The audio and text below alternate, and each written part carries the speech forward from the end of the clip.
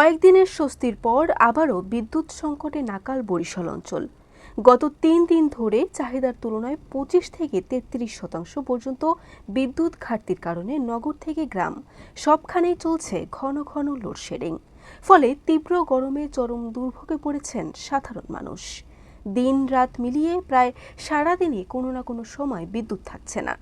কোথাও ৩ থেকে ৫ ঘন্টা পরপর ১ ঘন্টা, আবার কোথাও এরও বেশি সময় বিদ্যুৎ বিচ্ছিন্ন থাকছে। ঘন ঘন লোডশেডিংয়ে অতিষ্ঠ হয়ে উঠেছেন নগরবাসী। বাসাবাড়িতে গরমে শিশু, বয়স্ক ও অসুস্থদের কষ্ট বেড়েছে। ব্যাহত হচ্ছে দৈনন্দিন কাজ, অনলাইন সেবা এবং ব্যবসা বাণিজ্য। শুধু মহানগর নয়, ঝালকাঠি জেলা সদরসহ আশেপাশের উপজেলাগুলোতেও একই পরিস্থিতি বিরাজ করছে।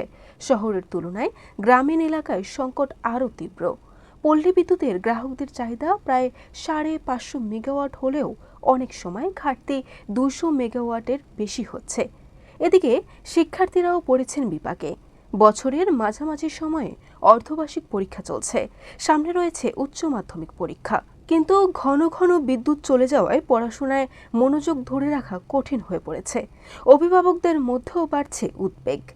সবচেয়ে বিস্ময়ের বিষয়, বরিশাল অঞ্চলের সরকারি ও বেসরকারি বিদ্যুৎ কেন্দ্রগুলো থেকে ৩,০০০ মেগাওয়াটেরও বেশি বিদ্যুৎ জাতীয় গ্রিডে সরবরাহ করা হচ্ছে।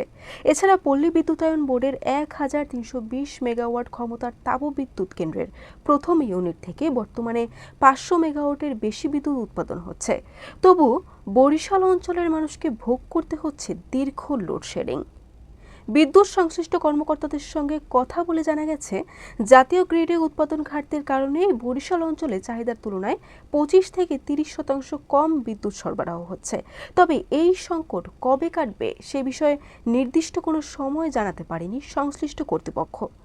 এদিকে দিনের পর দিন ঘন ঘন লোডশেডিংয়ে ক্ষোভ বাড়ছে সাধারণ মানুষের মধ্যে। তাদের দাবি, বিদ্যুৎ উৎপাদনে অবদান রাখা অঞ্চল হওয়া সত্ত্বেও বরিশালবাসী কেন এমন দুর্ভোগের শিকার হবে, এই প্রশ্নের জবাব দিতে হবে সংশ্লিষ্টদের। দ্রুত লোডশেডিং কমিয়ে স্বাভাবিক বিদ্যুৎ সরবরাহ নিশ্চিত করার দাবিও জানিয়েছেন তারা।